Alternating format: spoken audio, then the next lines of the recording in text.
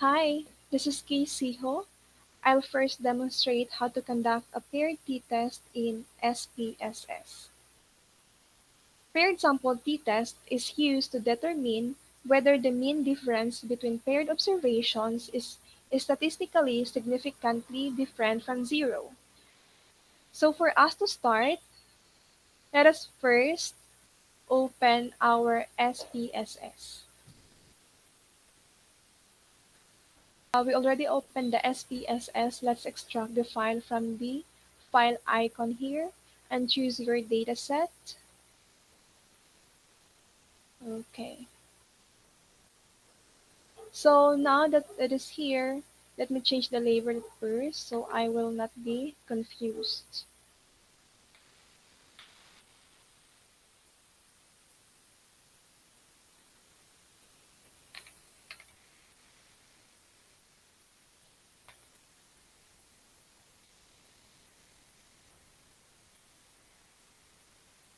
Okay.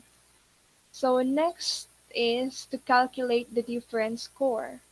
And to do that, we're going to the data view and click transform, compute variable, and then in the target variable, you're going to type there difference.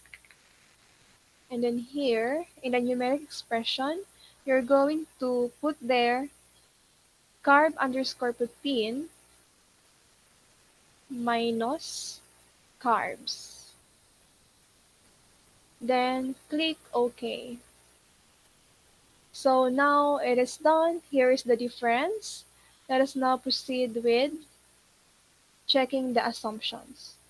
To check, let us first go to the Analyze, and then Descriptive, and Explore. So after this, you move the difference in the dependent list, click Plots, and then here. So since you're going to click factor levels together, and then you have to unselect the stem and leaf. And then of course you have to check the normality plots with tests. And then continue, and then OK. So now here is the result. As you can see here, our sig is 0.780, which means that the difference score for the carbohydrates only and carbohydrates protein trial were normally distributed, as assessed by Shapiro-Wilks tests. So next is let's proceed with running paired sample t-tests. Running sample paired t-test. To do that, let's click Analyze, and then go to the Compare Means, and then click Paired Sample t-test. And of course, you have to put there the paired variables. The first one is the carbs. You're going to put it in the variable 1, and the carb protein on the variable 2. And after that, you have to click the option, and the confidence interval and percentage is 95%, and the missing values, you have to click exclude cases analysis by analysis. And after that, let's click continue and then OK. So that's it. You'll just have to interpret the result. You can see that participants run further when imbibing with carbohydrate protein drinks. So this is all in all. This is how you do the paired sample t-test in SPSS. That's it. I hope you learned something from this video. Thank you. This is Elisa Wahab. So today, I'm going to demonstrate the independent sample t-test on SPSS software. So independent sample t-test is used to determine if a difference exists between the mean of two independent groups on a continuous dependent variable. More specifically, whether the difference between these two groups is statistically significant. So now let's open the SPSS software.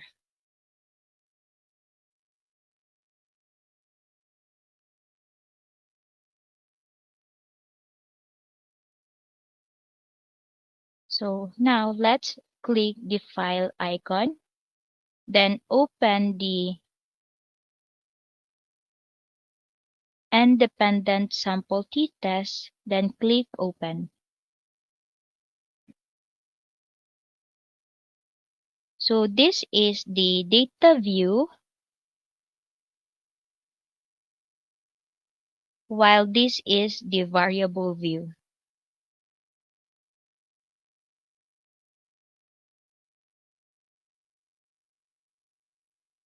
Now, on the data view,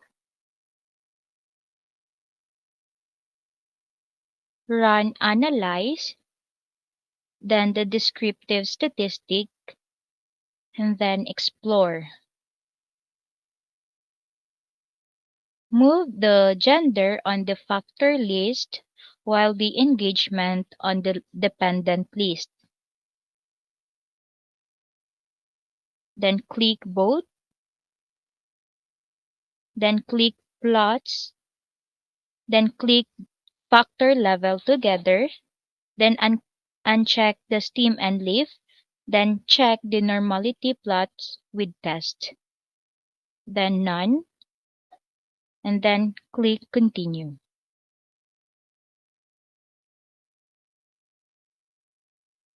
So that's okay.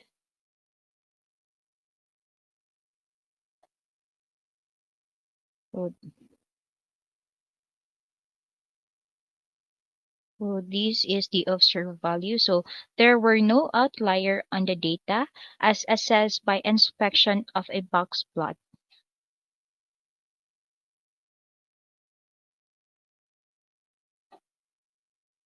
Now for the test for normality,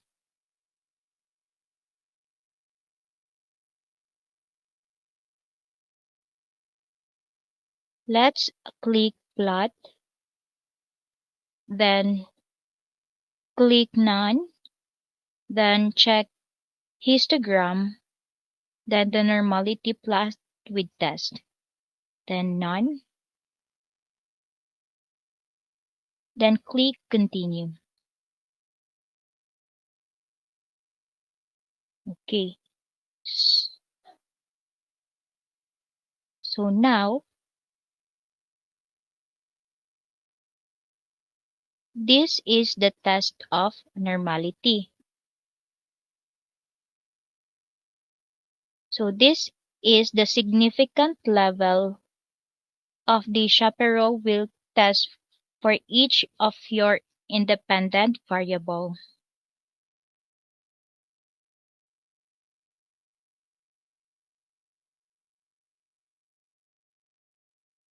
Now, to run the t-test, let's click Analyze,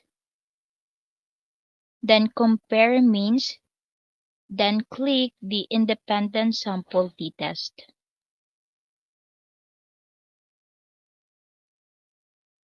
Now move the engagement on the test variables and the gender on the grouping variables. Then click Define Group. So group 1, let's write 1. And for the group 2, 2. Okay, so click Continue.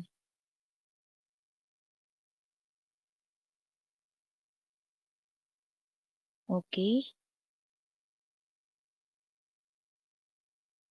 So here on the test variables, so we can see the option button. Click the option button. Then the confidence interval percentage is 95. Then click the exclude cases analysis by analysis. Then click the continue button. Okay.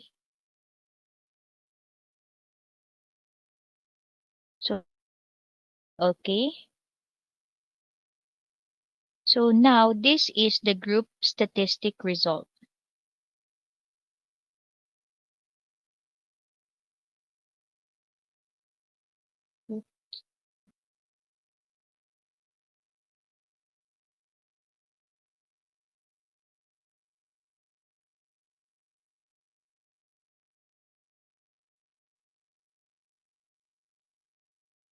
Oh, this one. The data are the mean and standard deviation, unless otherwise stated. So there were 20 male, and 20 female participants. The male, the mean on the male engagement score is 5.56 with a standard deviations of 0.29, was higher than the mean of female score, which is 5.30 and a standard deviation of 0.39.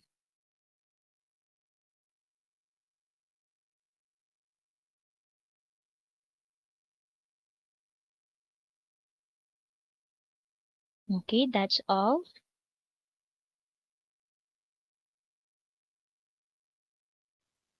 Hi, this is Kay. So next is I will be demonstrating how to conduct a one-way ANOVA test in SPSS. ANOVA is here to determine whether there are any statistically significant differences between the means of two or more independent groups. So the one-way ANOVA is also referred to as between subjects ANOVA or one-factor ANOVA.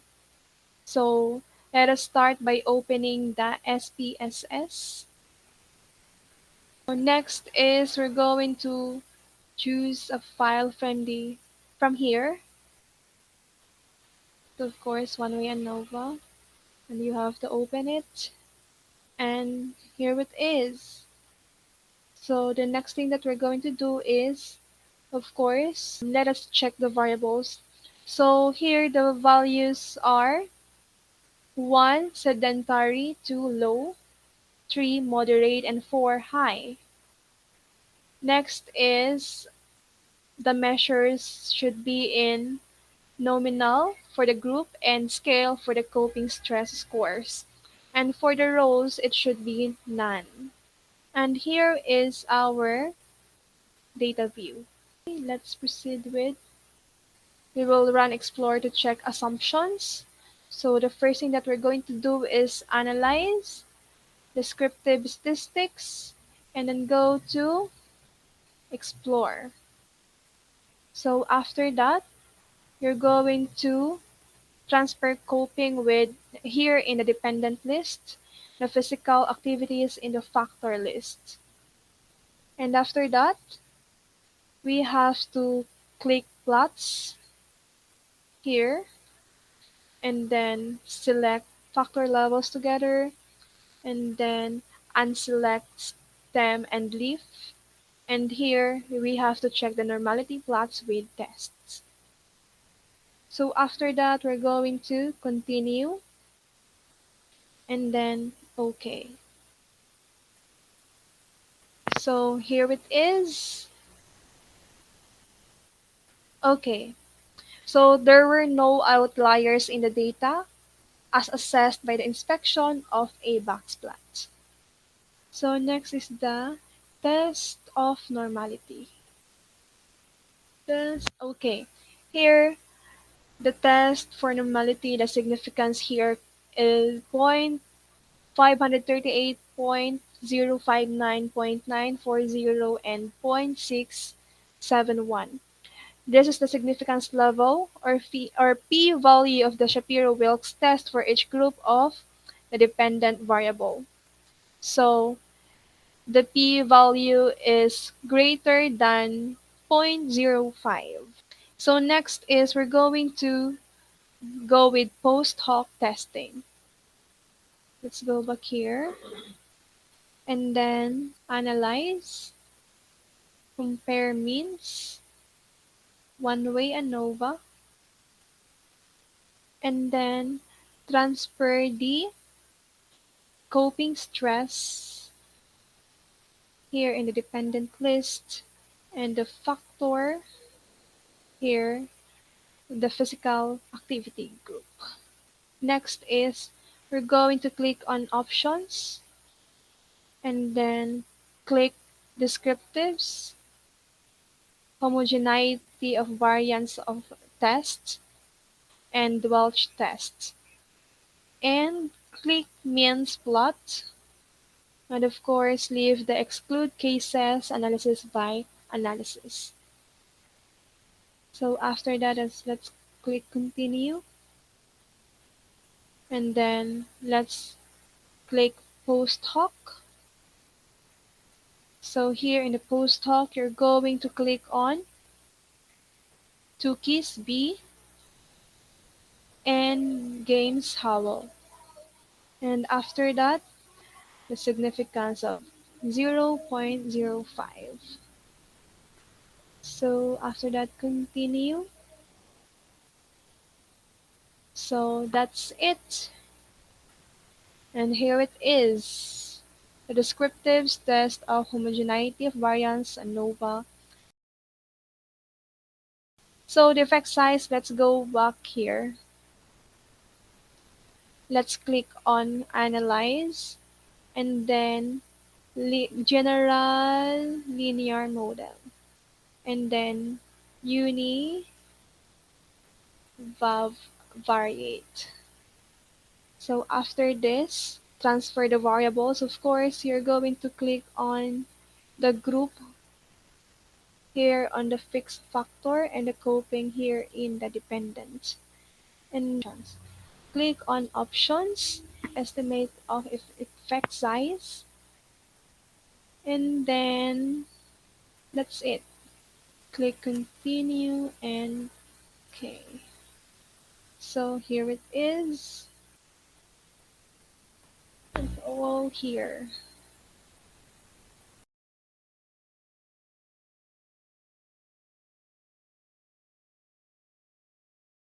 Hello, this is Elisa. So I will demonstrate to you the one-way repeated measures ANOVA.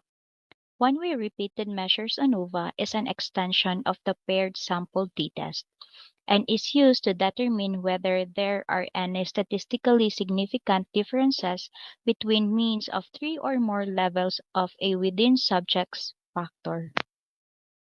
So now let's open the SPSS software. Then open the file icon, then click the one-way repeated measures ANOVA. Open.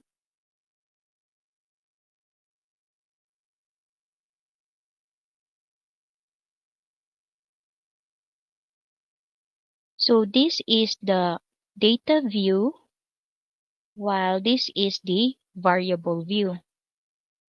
Now on the data view, click Analyze, then the descriptive statistic, and Explore. Now move the pre-intervention CRP on the dependent list. Same with the midway CRP concentration on the dependent list and the post-intervention CRP on the dependent list.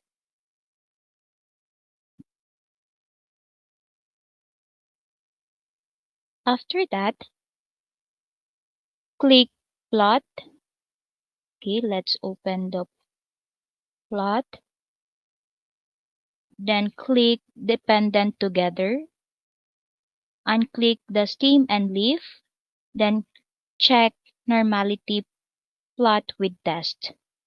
Then click Continue. Okay.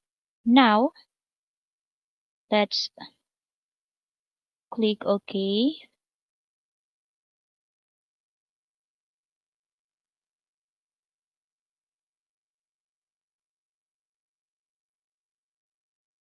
So this is the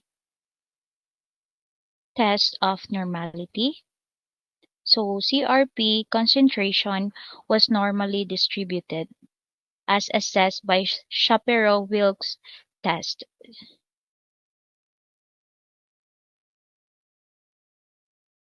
Now, click the Analyze, then General Linear Model, then the repeated measures.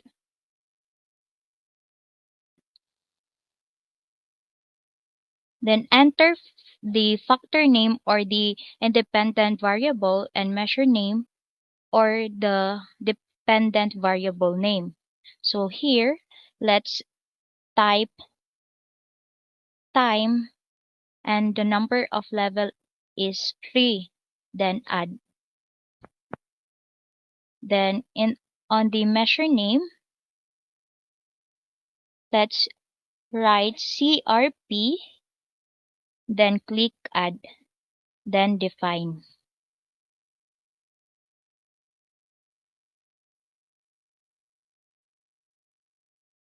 Now, transfer all variables to within subject variable by highlighting all variables on the left while holding Shift key and click on top arrow right button. Okay, so this one, let's transfer it on the within subject variable.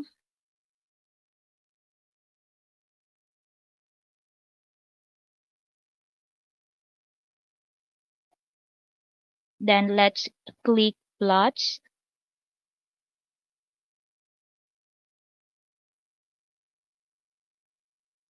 Then let's transfer the within independent variable, which is time, by clicking on the top arrow right button to the horizontal axis and then click add button.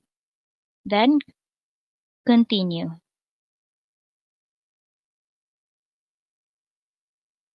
Now click option, then transfer independent variables on the left to display mean for with the right arrow button to activate compare mean effect checkbox.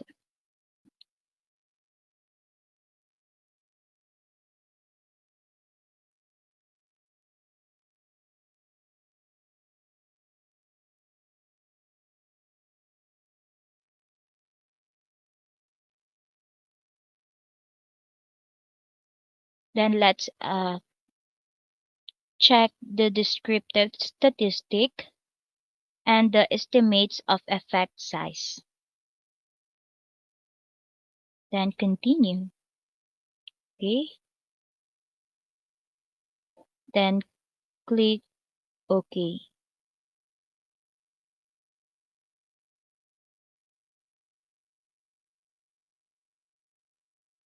So now this is the descriptive statistic. So on the CRP concentration decreased from pre-interventions. So the mean is 4.33 with a standard deviation of 0.64, while the midway CRP concentration, the mean is 3.94 and a standard deviation of 0.57. And for the post-intervention CRP concentration, the mean is 3.65 and a standard deviation of 0.43.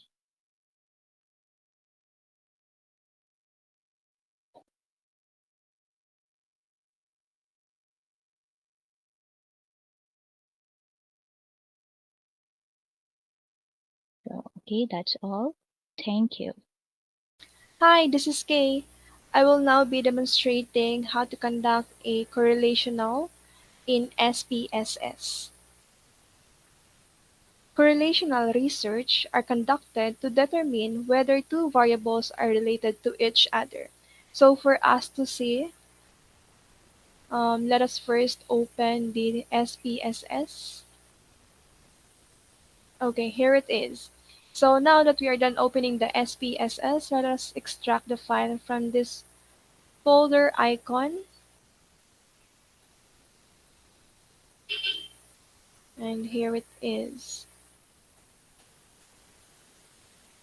So after doing this, let us check the linear relationship and outliers through the scatter plot by clicking Graph and then Chart Builder. And then you have to choose the scatter or dot and then drag this one here. After that, we're going to transfer time spent watching TV here on the x-axis and our cholesterol level in the y-axis.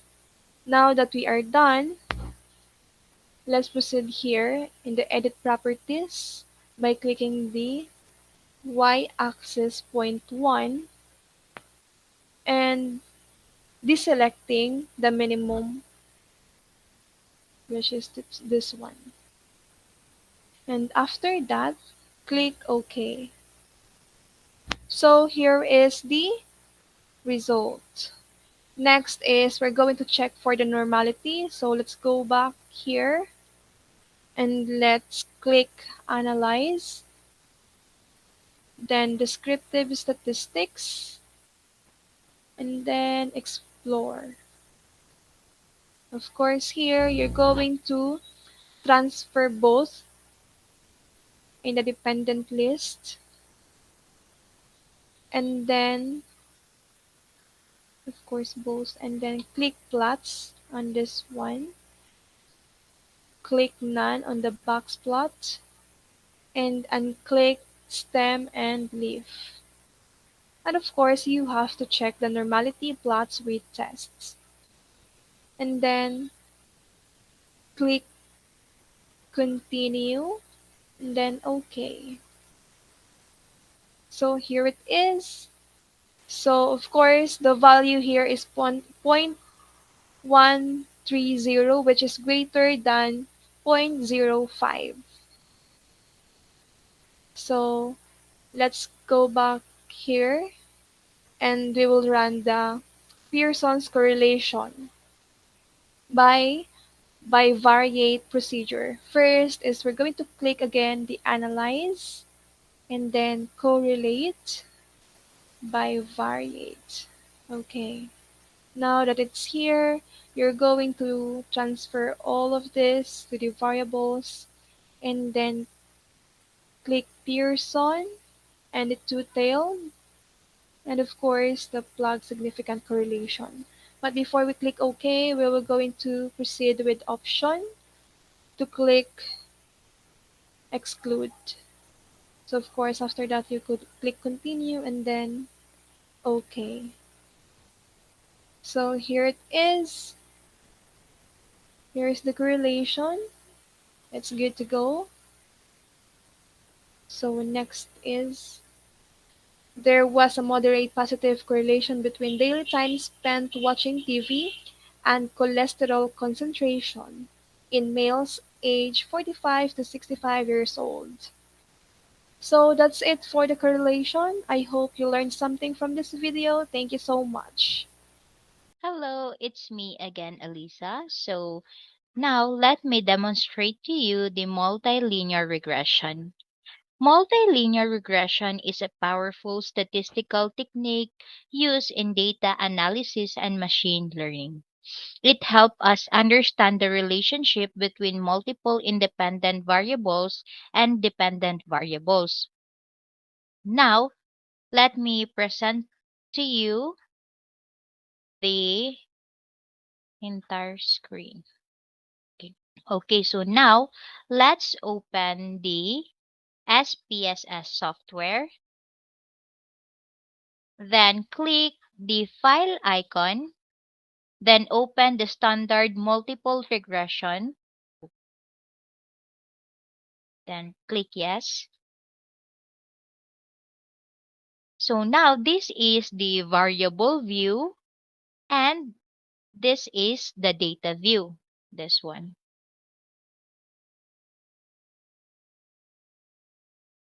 Now, on the data view, let's click the Analyze, Regression, and Linear. In the Linear Regression dialog box, transfer variables to appropriate boxes using arrows. So this one, let's transfer it on the dependent.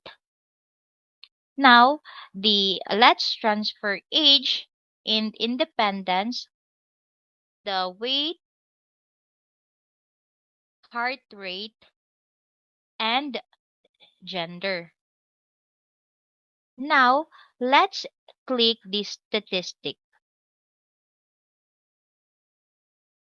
On the statistic, let's check estimate, confidence interval set at 95, then model fit, descriptive, part and partial correlation, the collinearity diagnostic, click Durbin-Watson, case-wise diagnostic, and leave 3 standard deviation on outlier outside. Then click Continue. After that, let's click the plot, then check the histogram, normal probability plot, and all partial plots. Then click Continue, then click Save. After clicking the Save, let's check Unstandardized, Studentized, Studentized deletes, the Cook's leverage values, and include the covariance metrics. Then let's click Continue, then click OK.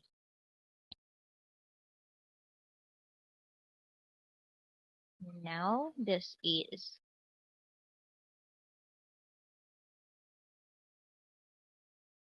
to check the assumptions. Okay, this one is for the data view. Okay, that's data view. And this one is for the variable view. So for the align, let's change that into center. This one also center, center, and then center. And for the row, let's also change this one. Let's click none, none, none, none, none. Okay. So after that, to check the linearity, let's click graph, then the chart builder, then click OK. Then let's click the scatter dot, then drag this one here. Then after that, let's put the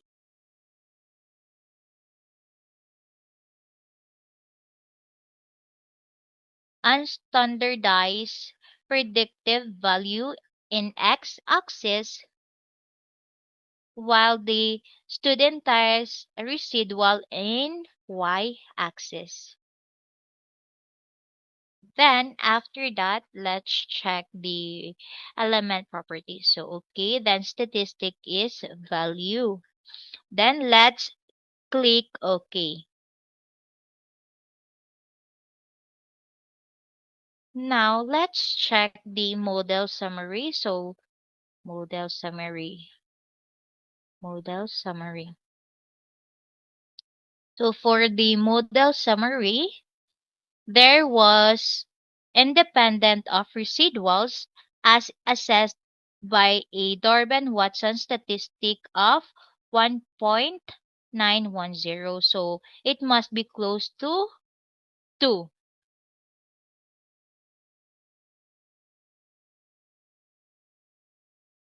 For the correlation, so no correlation should be zero point 0.7 up.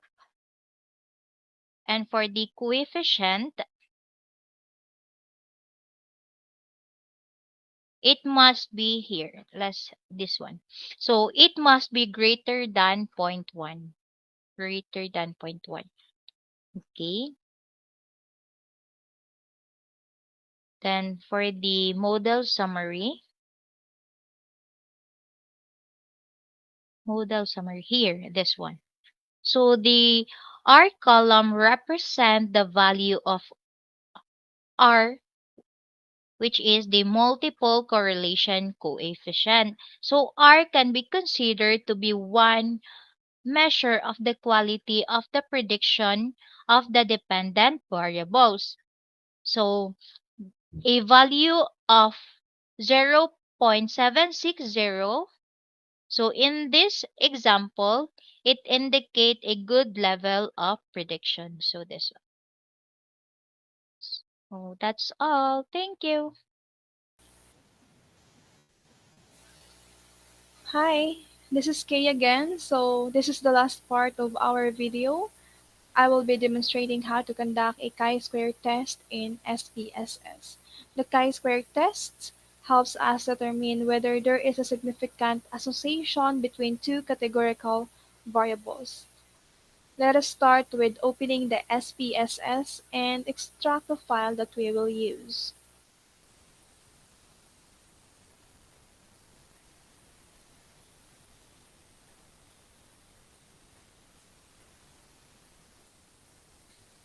So now here is the data. So of course, the first thing that we're going to do is make sure that the variable view is all correct. So the first thing that we're going to check is the data view. It should be in numerical and not string.